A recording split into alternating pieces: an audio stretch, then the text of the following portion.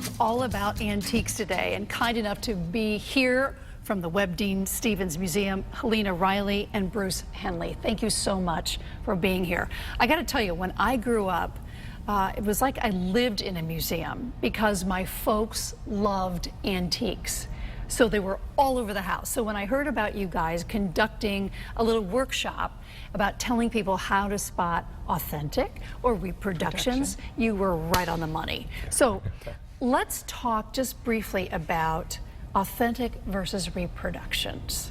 And perhaps you can kind of take us through that. Sure. It can be very tricky for a novice because a lot of things look antique that really aren't, because they were made in antique style. So there are clues that you can usually find in the antique itself. And actually what we're doing in our particular workshop is furniture. So I've brought different things that are some of the clues that you can sort of play detective with when you're examining a piece of furniture. My folks would say, oh gosh, I mean, they would look at furniture and they would say, oh John, I think that's a reproduction. I'm not sure, but you can tell by price, correct? Or not always? Not always. See? Okay. But they always wanted the primitives or the oldest they could possibly get. So let's start with nails, if we can. Nails can tell a lot. Early nails were hand forged. They're square or rectangular. You can see they have what we call a rose head on the top. I actually need to put my glasses on to see that. All right, see so how it's it's not round? flat. It's not flat. Okay. And so these were a type of nail that was used. But you don't want to see rose head nails on the fronts of furniture. These were used for parts that didn't show. On fronts. But sometimes somebody would put this on the front? A faker will do that. Oh, so have you seen this, Helena? Oh, okay. All right, so we don't want to see this on the front. You don't want to see that on the surface that's going to show. Because they're trying to fake it that it looks old. Is that the deal? Okay. But they put it in the wrong spot. Right. Ah, okay. So they'll use instead a finish nail that has a very small head on it, so it blends right into the wood. And that's what you'd expect to see on a surface that shows. I see. So if somebody is building a reproduction, will they try to pass it off as such just because they have got old nails in it? Sure. Oh, okay. But they've got to come clean, whether it's a reproduction or not. Now, there are other clues because they're made out of iron. You can see these have great oxidation on them. Yeah. So the oxidized iron will leave a little mark in the wood. If it's been in the wood for a long period of time, it will discolor the wood right around the nail. We need to carry you around with us, because these are fine points to know what exactly it. Now this is a little tiny guy. Yeah, they came in all different sizes depending on what you needed them for. Okay. That might be to tack, you know, very thin wood in some place. And this is that's what we call a T-nail. A T-nail. A T-nail. And they were often used, again, usually not on fronts of things, but they might be used on the sides. And because they have the rectangular shape, they hold the wood very, very tightly together. Oh, okay. Now, if you see a round nail like that, you can obviously tell this is new. And they don't hold the wood nearly as well. So if you see anything like this, it's a clue. Yeah.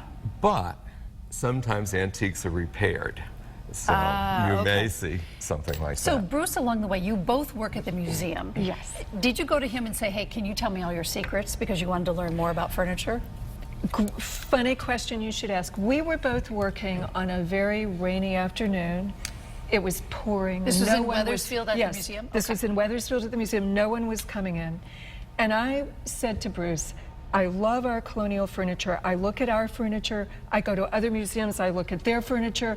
But if someone had a really, really, really good reproduction, I'm not 100% confident that even I could tell the difference. So Bruce said, well, let me show you a few things. Look at this. Look at this. Look at this. See the asymmetry on the way these scrolls are carved? You know, and it was like, and I just was thinking to myself, this is a workshop.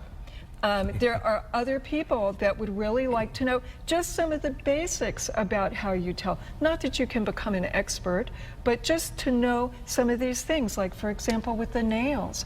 And there are other things about construction, style, the woods that were used. And you know this because you've been a collector and you make furniture. Yes. So, okay, so now you're, you know, a duo, and, Yes. you're taking this on the road. So this, you know, at the museum, you can take courses. All right, one more nail. This is a really sharp. Yeah, again, this is a little newer nail. You can see that this one is machine cut. It's very sure symmetric. You can, but I wouldn't know that. Well, look how symmetric it sure. is, you know, Yeah. compared to these, Right. Or especially That are like just this one. forged. Yeah, Yeah. exactly. And these were again used as a kind of a finish nail because they don't have a big head on them, see. so they wouldn't show as much. What do we have here? A cabriolet Of course we do. with a Okay. pad foot. So this would be on what? A table, a chair? This would be on a chair. For instance, it would be like that, and your rails to the chair would come out this way. Okay, and it would have a hook in it, or is that support the just seat. to No, show? that was just in for the show, shop where okay. it hangs. But as Helena just said, this has the pad foot. This is very typical of Queen Anne furniture, which What was year? early 18th century. Okay, all right. This is more primitive? No, actually, No. Of course. this is going to be the more refined one. Oh, okay. It's just that this is a nice sample because it's showing different states in which the I leg see. and the foot is made. They're making a ball and claw foot here. You can see the claw very Right. clearly grasping the ball here. But it starts out like this, with just the pencil lines and the rough shape. And then each stage of the carving, it gets a little bit more refined and more refined and more refined until you have the finished product And how is here. this made? Uh, On thi- a machine? No.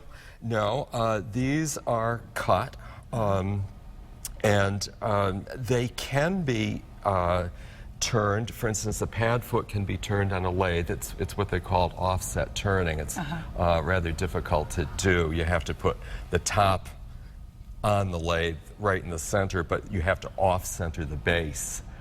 So The you price have to goes be. up then, right? It did Yeah. in colonial times. Yes. Where did your love for antiques come? As kids like me? I mean, how about you, Bruce? Well, I always liked antiques, and my grandmother and my aunts had antiques in their houses. My mother didn't particularly, but I enjoyed them. And as I got to be older, just started to go to shows, and I couldn't really afford the antiques. And I also lived in the condominium, so I didn't have a workshop. So I began to make miniatures. Really? And- That's another show. So do you have houses of miniatures? I don't. I have some. But I began to copy them from Antiques Magazine. And then eventually I started to make full-size pieces. And then as I acquired a little bit more money, I began to buy the antiques themselves. So that's how I kind of came into it. And how about you, Helena? Well, through working at this historical museum, I've always loved wood. I love art that involves sculptural works with wood. And I was just so drawn to the beautiful furniture in our collection. And during this workshop, we do take people around and they get to be hands-on with some actual pieces of furniture from the collection. And I just have gotten increasingly interested in it. I just find it so beautiful. And it fascinates me how they could do what they did Right. with what they had available. Things were crude back then, but they made beautiful They made things. such beautiful things. Other clues, we've got pieces of wood here. Construction. Okay.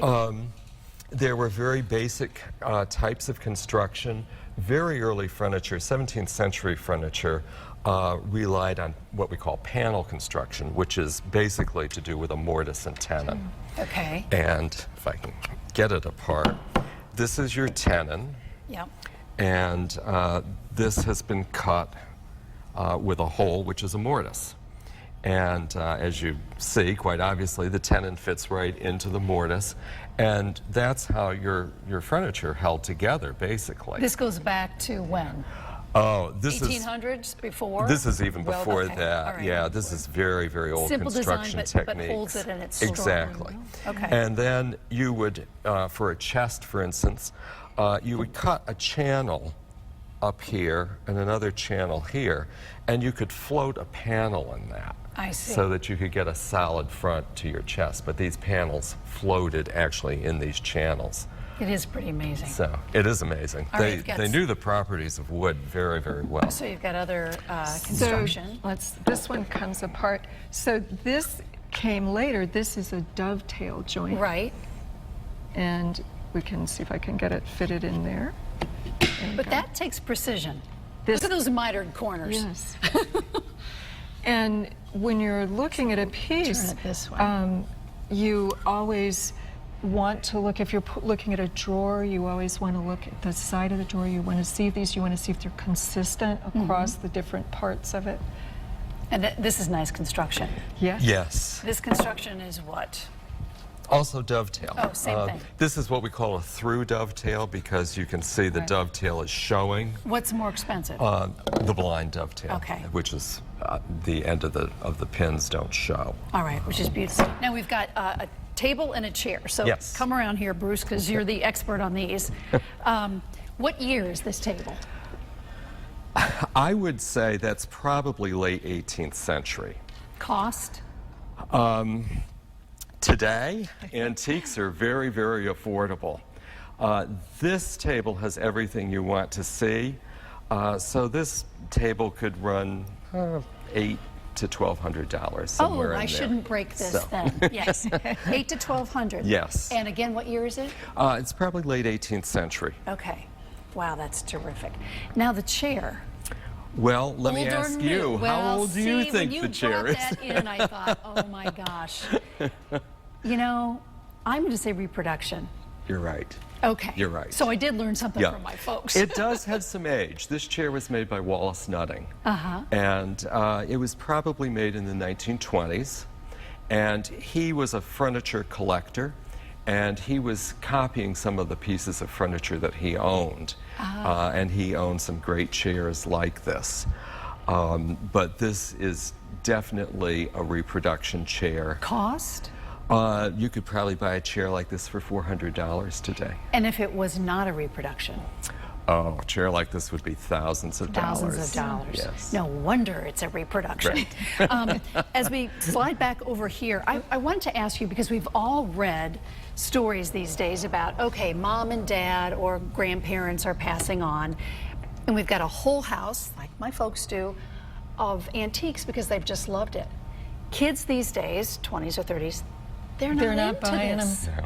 They're not buying them. So what do we do? How do you get the value of what you have in your homes these days, or your mom's, your grandparents' homes? I mean, they've collected their whole lives, nobody wants this stuff. Someone comes in and says, hey, I'll give you $5,000 for the whole house. So what are we to do with our antiques that we love so much? It's a problem. I wish I had a good answer. Yeah. One thing to note, if you have ever wanted to buy an antique, now is the time. They are at a many-year, maybe like a, 50-year low. I mean, it driven by millennials who seem to be less interested in older furniture. So if you want to buy, it's an excellent time. To echo what Bruce said, if you want to sell, it's not such a great time. Right. And I So- never realized that would happen in my lifetime. The antiques that are selling well are the very high-end pieces that are just superb. Really? There's always a market for those. So a chest of drawers, a bedroom? It can be suite? any form, but it has to be the best. And those certainly hold their value. Now, even with pieces like that, they're not bringing what they brought, say, at auction 20 years ago. But they do hold value, and people do want those kinds of pieces. I love, 19s, 20s, 30s, 40s pottery. So you show me a USA or McCoy pottery, and my children say to me, what are you talking about? But when I take it and I lift it over and go, oh, it's a McCoy. That's awesome. Well, I appreciate so much that you coming on and giving us some idea about what is new, what is an authentic antique, and that we should come up and see the museum in Wethersfield, the Webb Dean Stevens Museum, and take your courses so that we know what we're doing. And it's given a couple times a year. Yes, and one really fun thing about this course is that the people taking it, not only do you get some hands-on interaction, we take you and show you some of the pieces from our collection, so you get to touch some of our beautiful furniture. But the really fun part is we actually have people diagnose several pieces of furniture. And let them, with what they've learned in the class, tell if they think it's reproduction or antique. Okay, and I passed my first test because I got the chair did. right. All Yes, right. you did. You did. Helena and Bruce, thank you so much for coming on. Really Thank appreciate you. it. It was our pleasure. You're welcome.